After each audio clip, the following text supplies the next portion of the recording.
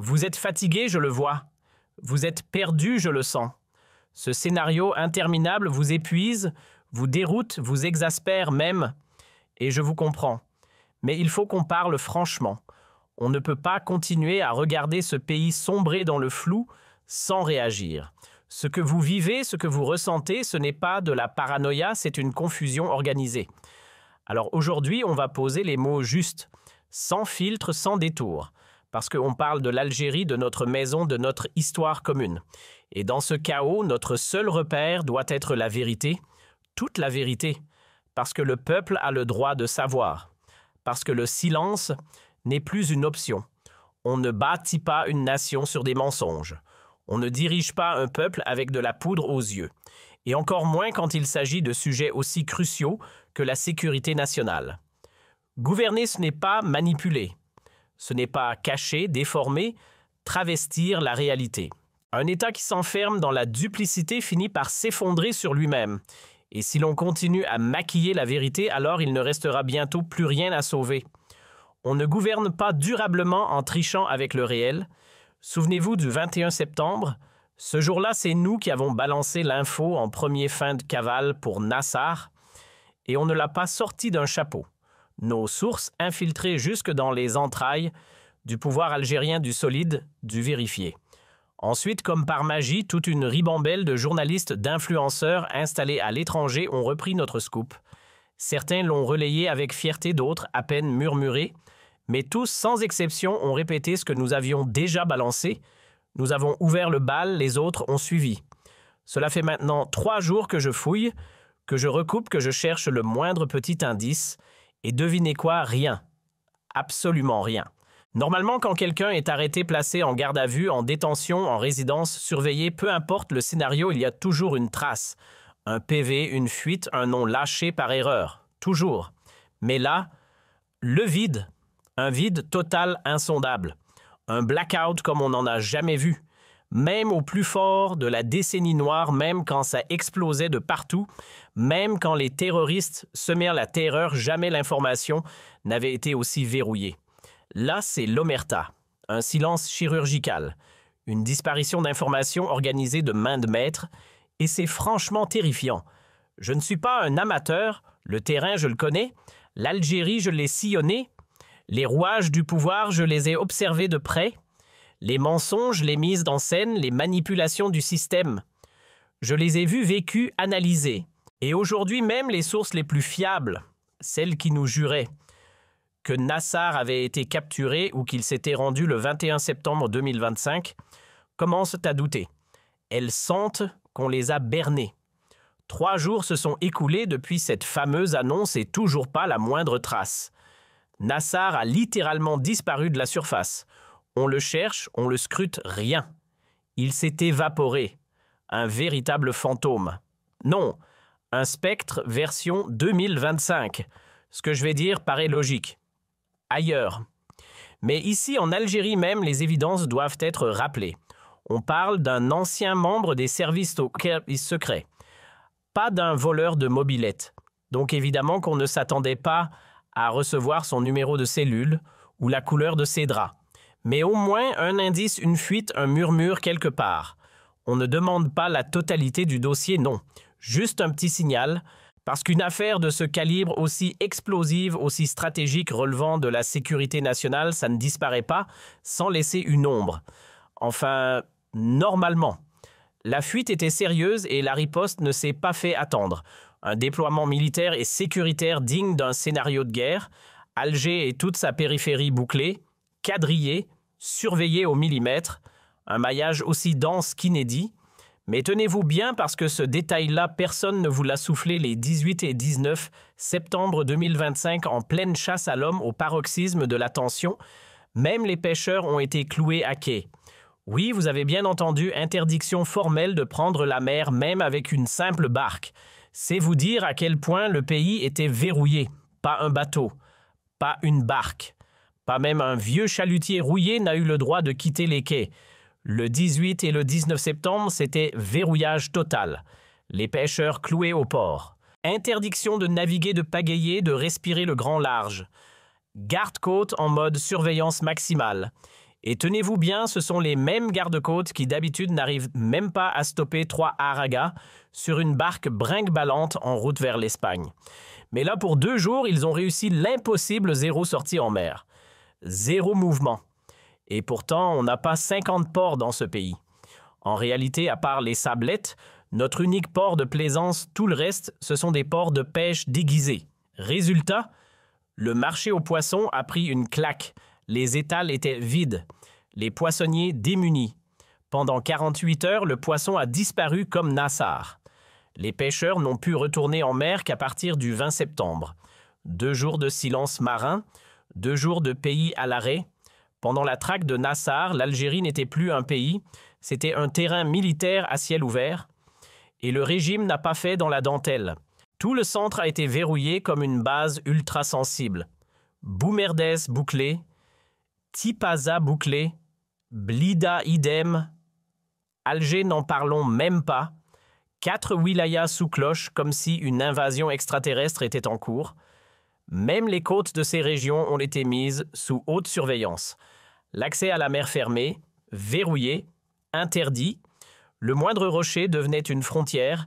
La moindre vague était suspecte. Je vous le dis franchement, si ce qu'on nous avait affirmé sur l'arrestation ou la reddition de Nassar était vrai, alors oui, je commence sérieusement à regretter d'avoir relayé cette info. Pourquoi ?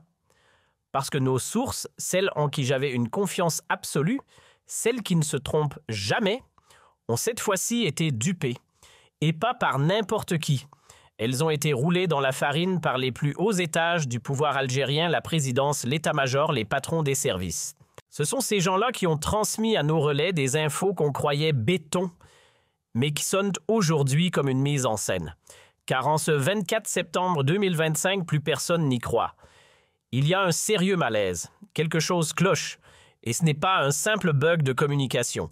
Non, c'est bien plus profond. Pas une ligne, pas un document, pas la moindre preuve matérielle. Nassar s'est évaporé administrativement parlant, il n'a jamais existé ces derniers jours. Et pourtant, en Algérie, toute action officielle laisse une trace. Un procès verbal, une signature, un cachet, un tampon quelque part.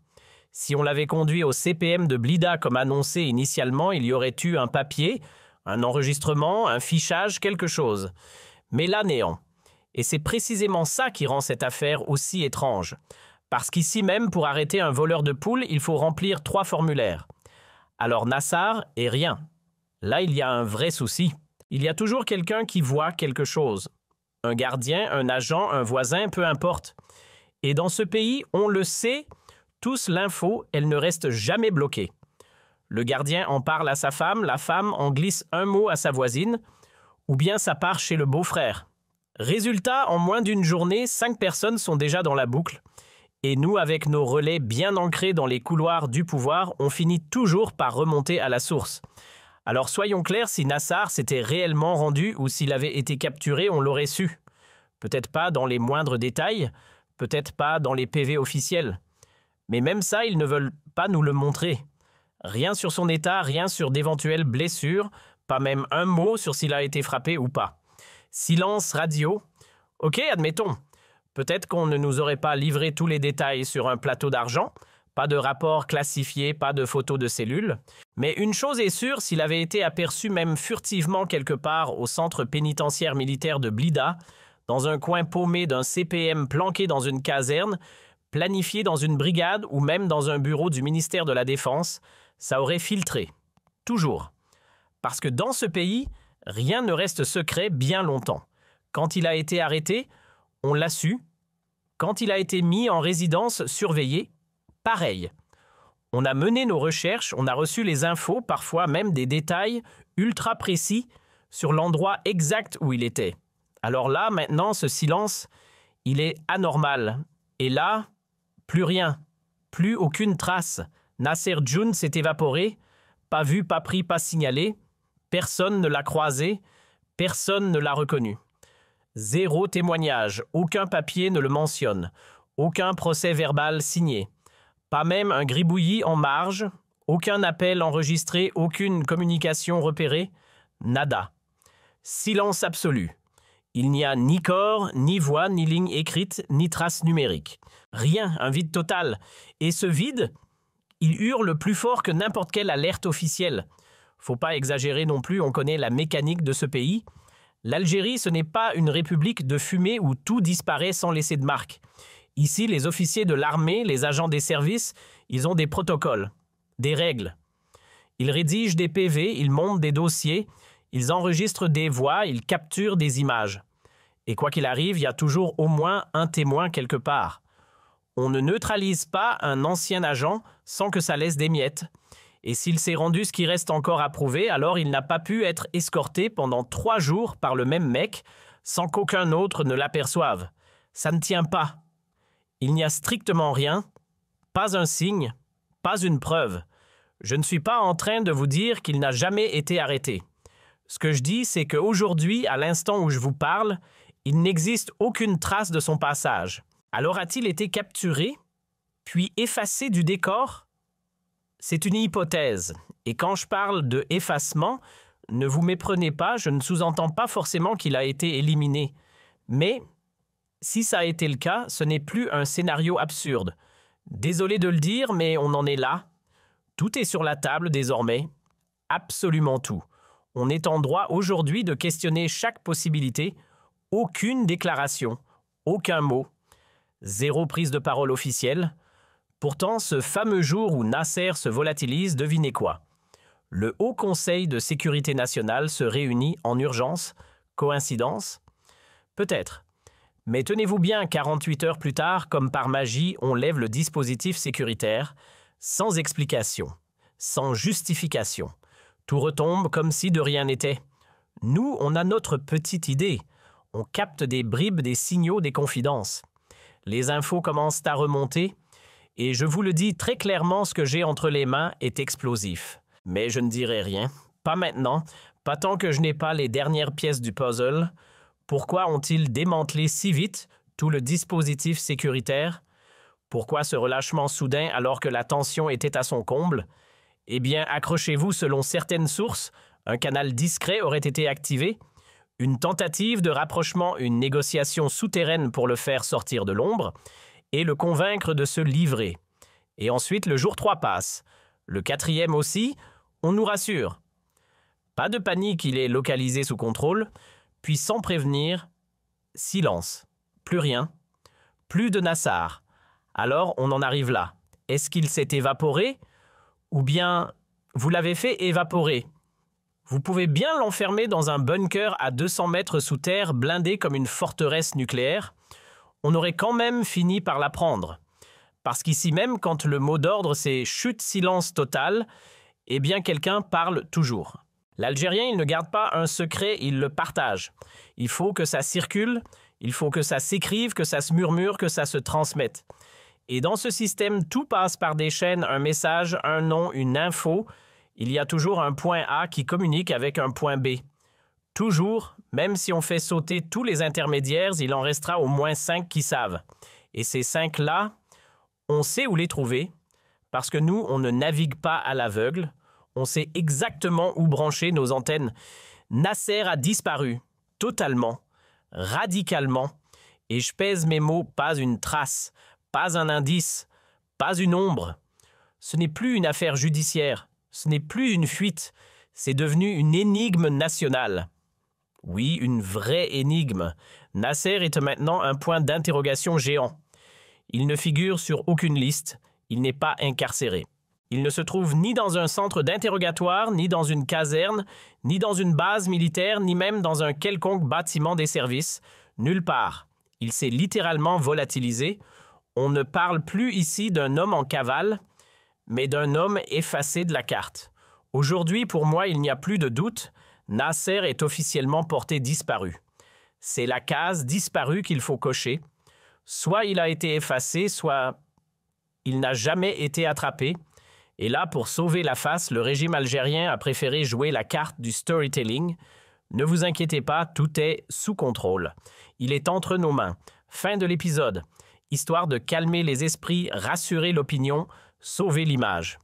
On a donc plié le dispositif sécuritaire, on a remballé les uniformes et on a fait comme si le dossier était clos. Sauf que personne n'avale cette version. Personne. Parce que cette disparition, elle sent l'embarras à plein nez. Et l'embarras, lui, ne se cache pas longtemps. Vous savez pourquoi personne n'y croit? Parce que rien ne prouve quoi que ce soit. Pas de communiqué officiel, pas la moindre déclaration, pas une ligne sur cette prétendue arrestation, et surtout, toujours aucune trace de celui qu'on cherche. Alors forcément, les pires scénarios remontent. Et si ça avait dégénéré, et s'il avait résisté, s'il y avait eu confrontation, et que tout ça s'était terminé, par sa mort, une mort que le régime ne saurait même pas comment annoncer. Parce qu'une fuite, c'est gênant, mais un décès, ce serait un scandale d'État. Nasser n'était pas censé mourir. Il devait être arrêté, interrogé, jugé, pour que la vérité éclate, pour qu'on comprenne dossier par dossier, accusation par accusation, ce qui s'est vraiment tramé, et qui était dans le coup avec lui.